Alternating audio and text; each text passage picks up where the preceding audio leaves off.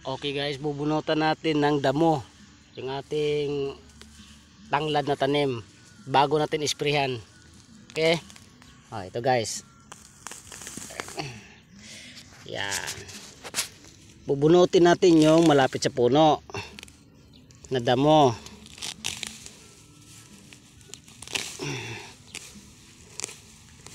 Yan.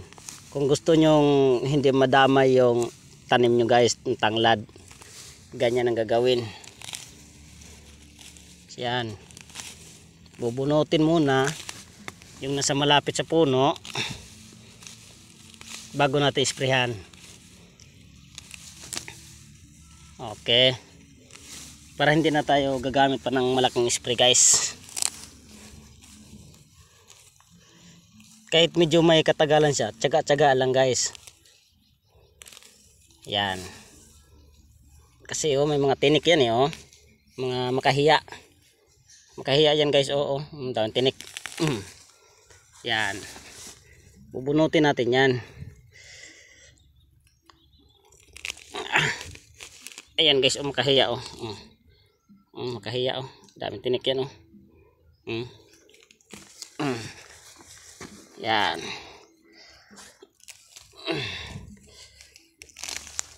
Ayan. Yan guys. Yan. Okay. Yan. Okay. Pag ubos na yung malapit sa puno niya guys, tsaka natin isprehan ngayon. Okay. Ito guys ang spray natin gagamitin. Yan. Yan. Ganyan lang guys. Yan. Yan, para hindi madama yung puno ng tanglad.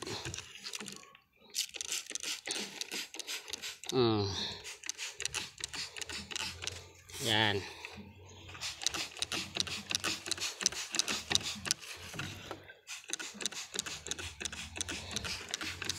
Yan, ganyan lang guys. Yan.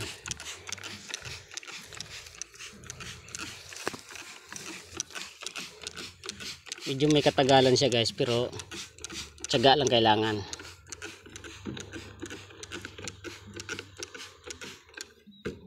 Okay. Okay guys, ayan. Ganyan lang. I-spray. Yan. Ayan. Yan. Medyo may katagalan siya guys, pero tiyaga lang. Yan.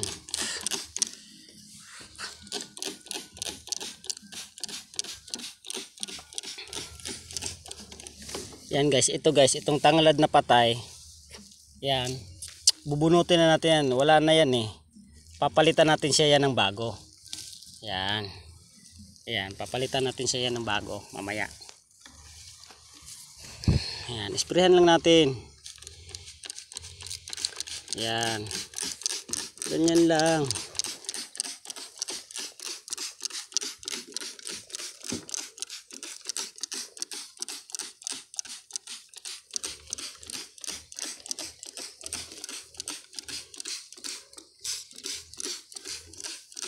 Okay. Ito na naman, bunutin na naman natin to.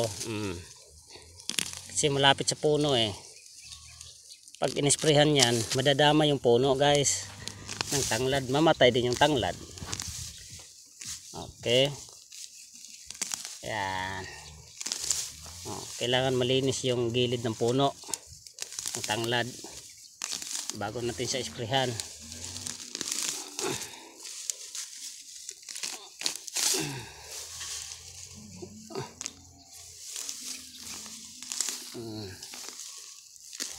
Okay. Ayan na guys, kita ng puno. Ito makahiya, bunutin natin.